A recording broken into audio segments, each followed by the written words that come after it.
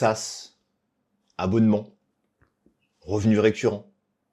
On parle souvent de MRR et ARR, mais qu'est-ce que ça signifie concrètement? Aujourd'hui, dans cette vidéo, je vais vous expliquer ce que signifient ces deux métriques et pourquoi elles sont essentielles pour un SaaS. Et surtout, on va les appliquer dans des exemples ultra concrets. Allez, on est parti. Du coup, toujours accompagné de mon petit stylo et de mon tableau blanc. Pour ceux qui commencent à me suivre, vous avez l'habitude. Pour les nouveaux, vous allez voir, c'est très efficace. En tout cas, je l'espère. Alors, qu'est-ce que le ARR et le MRR? On va démystifier ça tout de suite. C'est parti. On va commencer du coup par le MRR, Monthly Recurring Revenue. Alors, on va directement clarifier les choses. Ce n'est ni plus ni moins que les revenus mensuels récurrents. Tout simplement. En français, la traduction littérale, c'est ça. Votre SaaS génère des revenus grâce aux abonnements tous les mois, comme on le sait, c'est basé sur ça, un SaaS, c'est un modèle économique qui est basé du coup sur les abonnements et la récurrence. Le MRR, c'est vos revenus mensuels récurrents. Combien génère votre SaaS tous les mois? Comment on le calcule? C'est ultra simple. Admettons que, on va dire que, alors je vais noter ça ici, pas en trop gros, MRR, c'est égal au nombre d'utilisateurs actifs, je vais noter ça ici, nombre de users actifs. Ne prenez pas les utilisateurs inactifs, ça ne marche pas, attention. Vous avez 1000 utilisateurs, vous n'avez que 50% qui ont un abonnement qui est actif, ils ne rentrent pas dans le MRR. C'est ceux qui vous rapportent quelque chose qui est important. Multiplié par le prix de votre abonnement, tout simplement. Exemple concret, vous avez un SaaS aujourd'hui qui, on va dire, vous avez un abonnement à 25 € par mois, ok? 25 € par mois, et vous avez, on va dire, pour faciliter le calcul, je triche, 100 utilisateurs, 100 users, ok? Votre MRR est donc égal à 2500 €. Votre SaaS vous rapporte mensuellement 2500 €. C'est votre MRR qui permet de calculer ce montant-là et vous donner du coup une projection à court terme et potentiellement ajustée. Voilà ce qu'est le MRR. Alors maintenant, on va rentrer un petit peu plus dans les détails. On a vu ce petit exemple-là. Pourquoi il est important? Alors, on va noter ça ici. Note pourquoi il est important. Petit 1, il va être, comme je viens de le dire, important pour mesurer la santé de votre SaaS sur le court terme. Alors, je vais noter ça juste en plus petit. Mesurer la croissance de votre SaaS, du SaaS. OK? Sur le court terme, on a une vision sur un mois. OK, tous les mois, je compare mon MRR avec le mois précédent pour vérifier et ça donne du coup une tendance et c'est ça qui vous permet de mesurer la croissance mensuelle de votre SaaS. Ensuite, pourquoi il est important? Deuxième point, il vous permet et il vous aide, j'ai envie de dire, à anticiper les revenus et aussi les dépenses. Donc c'est super important. Dans un business, l'anticipation est limite le maître mot. Et toujours un coup d'avance. Et le MRR vous permet d'anticiper ces choses-là. Anticiper, je vais noter du coup les dépenses comme les revenus. Vous avez un MRR qui est de 2500 €. Vous savez du coup que le mois prochain, si on reste dans cette tendance-là, vous allez générer du coup 2500 €. Voilà, si le churn n'est pas trop violent. On verra juste après, je le cale là comme ça. Mais du coup, vous allez aussi savoir ce qui sort. Vous savez ce qui sort tous les mois pour les frais de fonctionnement, les frais de roulement. Vous pouvez du coup anticiper les frais. Est-ce que je peux dépenser plus? Est-ce que je peux dépenser moins? Peut-être que je vais réajuster, etc., etc. C'est une des métriques importantes qui permet du coup d'anticiper grâce à cette métrique, d'avoir cette vision-là. Troisième point, je viens de l'évoquer, j'ai un petit peu spoil. Ça va du coup être essentiel pour mesurer, alors dans le commerce, je crois qu'on appelle ça le taux de désattrition, mais nous, on va l'appeler simplement, on va le vulgariser pour mesurer du coup. Alors, vous allez entendre parler du churn. Le churn, on en parlera plus précisément dans une autre vidéo, mais je vous le mets ici quand même. Ça va être en gros le taux de désabonnement, ok? Ni plus ni moins.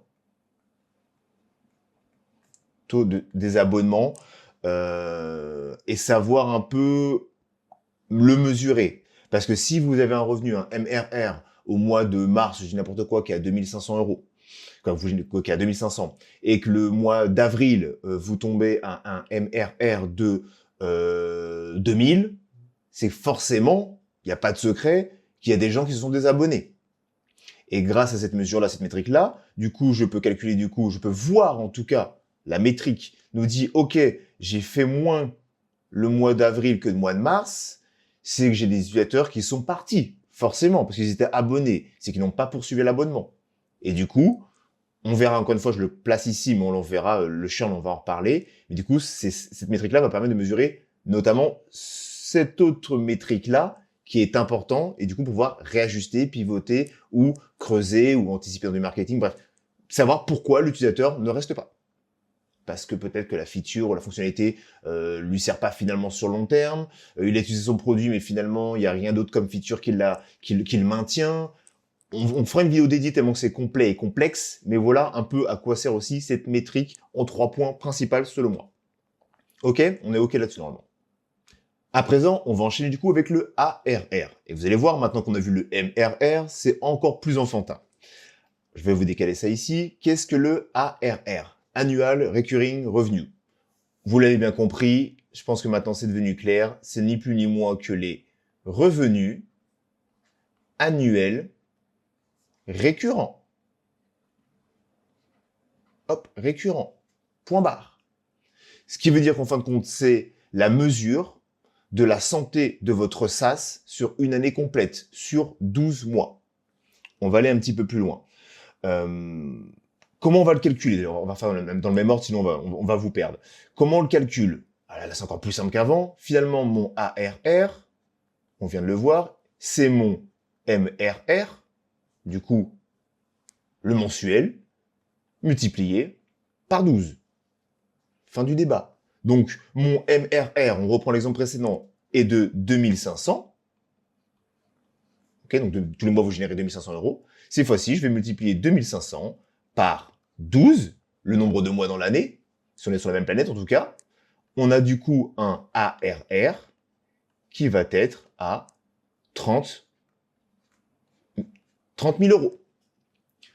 Si rien ne change et que vous n'avez pas eu de churn ou de désabonnement, vous pouvez avoir une projection du coup à l'année et vous dire qu'en gros, à la fin de l'année, je vais générer potentiellement 30 000 euros. L'année vient de passer, vous avez fait un an, le bilan, je regarde, je peux calculer, ok, l'année dernière, mon SaaS m'a rapporté à l'année 30 000 euros. Et du coup, dans l'autre sens, on peut, si on connaît l'annuel et que l'année est passée et terminée et que c'est des vrais chiffres, on peut du coup diviser par 12 pour savoir combien il nous a rapporté par mois. Mais dans tous les cas, vu que vous faites le MRR et que vous suivez cette métrique depuis le début, la projection est beaucoup plus simple. Et justement, en parlant de projection, l'ARR est un point crucial pour connaître la santé de votre business sur le long terme et de votre SaaS. C'est pour ça qu'il est utile. Et d'ailleurs, on va prendre tout de suite les notes, parce que c'est ça qui est important. Contrairement au MRR qui est sur le court terme, SaaS, on l'a vu, c'est de l'investissement sur le long terme. Et notamment, on parle d'investissement et on va parler du coup d'investisseurs juste après, mais ça permet du coup, dans un premier temps, à quoi ça sert cette métrique-là? Ça permet du coup d'évaluer la santé sur une année, tout simplement. On était sur du mensuel, maintenant on est sur du annuel. Point barre. Investisseurs, sachez que ça, c'est un sujet qui intéresse, qu'on en parlera beaucoup, comment trouver des investisseurs, etc. dans les prochaines vidéos. Je vais juste décaler ça, parce que je sais pas si vous voyez très bien, peut-être dézoomer un petit peu, voilà. Hop, décaler ça comme ça, en direct. Du coup, je disais quoi? Pour attirer les investisseurs, le ARR est une métrique qui est indispensable. Vous n'irez jamais voir un investisseur, un VC ou un porteur de projet ou peu importe quelle entreprise ou quel organisme sans connaître ou avoir une projection de votre ARR. C'est la première métrique, quoi, les deux premières métriques qu'ils vont regarder, c'est ça. Combien il génère? Il veut que j'investisse dans sa société, dans son projet, dans son SaaS. Combien actuellement il lui rapporte à l'année? Ok, il lui rapporte 30 000 euros à l'année, c'est pas mal. Il a des clients, ça tourne, c'est bon, je peux investir, soit on fait un peu plus de marketing, un peu plus de ceci, un peu plus de cela, on va pouvoir scale. Ok, je mets mes billes là-dedans. Donc c'est ultra important pour, hop, je vais marquer ici, attirer des investisseurs. Ok? Ça, c'est indispensable. N'allez jamais les mains vides sans avoir ces deux métriques dans les mains pour attirer un investisseur. Vous allez passer pour quelqu'un qui n'est pas prêt. Donc, soit vous faire avoir ou soit vous faire refuser parce que vous avez pas cette appétence au petit côté business. Ça peut faire peur, tout simplement. Et du coup, on l'a dit, ça donne du coup une vision. Là, par contre, je sais plus écrire, Timothée. Hop, je recommence, désolé. Ça vous donne une vision sur le long terme. Je le répéterai jamais assez. La construction, la réalisation d'un SaaS classique, pas micro SaaS, on voit sur le long terme. On est sur un marathon. La base est solide. On avance step by step, on monte marche par marche, on scale, en fonction des objectifs, bien entendu. Hein. Et c'est ça la vision, c'est sur le long terme. Ok, maintenant vous connaissez la différence du coup entre MRR et ARR. Mais vous allez me dire, Timothée, quelle métrique je dois utiliser? La réponse, elle est simple, les deux. Ce ne sont pas des métriques opposées, mais vraiment complémentaires. Elles ne sont pas dissociables. On l'a bien vu, l'un est lié à l'autre, ne serait-ce que par une simple multiplication ou une division. On va poser tout ça sur le papier et on va résumer ces deux différences et on va voir pourquoi elles sont vraiment complémentaires et pourquoi ça va vraiment être important pour mesurer tous les aspects de la santé financière de votre SaaS. Alors, on va commencer du coup juste ici, je vais tracer un trait. Oh, il est presque droit. On va tracer un trait ici, on va marquer MRR. Et ici, je vais marquer ARR. Est-ce que vous voyez bien? Oui, on est bon. Alors, au niveau du MRR, le premier point, il va être en gros de suivre la croissance mensuelle de votre SaaS. C'est ça, c'est la base, vous devez le faire. Donc, suivi de la croissance mensuelle. Hop, point, je m'arrête là, de votre SaaS, pas besoin de le marquer. Voilà, ça vous permet de suivre la croissance mensuelle de votre SaaS, l'évolution. Est-ce que je génère plus le mois précédent que le mois d'après, etc., pour ensuite passer sur une projection plutôt annuelle.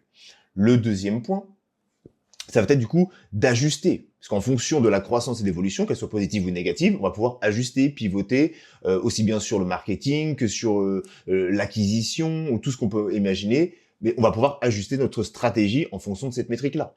Pourquoi je perds des utilisateurs? Pourquoi j'en gagne? Qu'est-ce que j'ai mis en place qui a fonctionné? Est-ce que je ne foncerai pas dans cette direction-là ou insisterai pas dans cette direction-là? Voilà à quoi ça sert, du coup, pour ajuster, je vais marquer ça tout simplement, ajuster la stratégie, ajuster les stratégies marketing, on va marquer, ajuster les stratégies. Je peux pas marquer marketing, je vais marquer simplement les stratégies, parce qu'il y a plein de stratégies qui viennent derrière, donc on va pas rentrer trop dans les détails. On n'est pas là pour ça.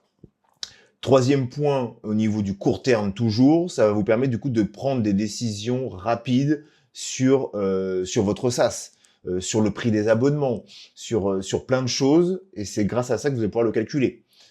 Si mon utilisateur baisse, comme mon taux d'utilisateur, mon taux de churn, on l'a vu, est élevé, donc mon nombre de désabonnements augmente de mois en mois, ou en tout cas reste constant, j'ai une entrée pour une sortie pour le mois précédent, ou une entrée pour deux sorties, c'est que l'utilisateur ne reste pas. On a un taux de rétention qui est trop bas ou qui est négatif, ou trop élevé. Pourquoi? Donc ça, c'est vraiment important. Donc prendre des décisions rapides. Donc ajuster, je vais marquer ici, non, je peux marquer, prise de décision, on va marquer. Prise de décision rapide. Je mets rapide parce que du coup, on est sur un mois coulant. Le MRR, vous l'avez à chaque fin de mois. Vous savez, ok, vous pouvez ajuster directement, rapidement, le mois suivant. Donc, on est vraiment sur des périodes de 20, 25 jours ou 30 jours. C'est ce qu'on appelle quand même rapide. Contrairement, du coup, maintenant, on va passer au ARR, qui, lui, va être utile... Hop, je vais juste entourer ça, parce que j'aime bien entourer les choses. Hop, hop, hop. Lui, il va être utile pour avoir, du coup, une vision globale sur les revenus sur l'année. Donc, c'est une vision annuelle, indispensable. OK? Deuxième point, pour le ARR versus le MRR, on l'a vu par rapport aux investisseurs, c'est pour quand même donner de la visibilité aux investisseurs et du coup, pour présenter le projet, je vais marquer ça comme ça, donc ça parle aussi bien investisseurs, organisations qui financent les projets, etc. Ça permet d'avoir une présentation globale et solide à donner aux investisseurs. Ah, il fait 30 000 € par an, on l'a vu, etc., etc. Ils ont de la visibilité, eux-mêmes peuvent se projeter dans votre projet grâce à ça. Donc, indispensable. Le troisième point, pourquoi il est important, tout simplement, là, à l'inverse, on est sur de la prise de décision rapide. Ici, on va être sur la prise de décision, du coup, prise de décision sur ce qu'on va dire sur le long terme. Sur le long terme. On va pas mettre rapide, lente, là ça fait un peu bizarre. Sur le long terme. Grâce à cette métrique-là, vous pouvez vous projeter du coup, ok, cette année je fais 30 000, l'année prochaine je pourrais du coup viser, si je fais la même chose, 30 000, non, je veux faire mieux, je veux scale.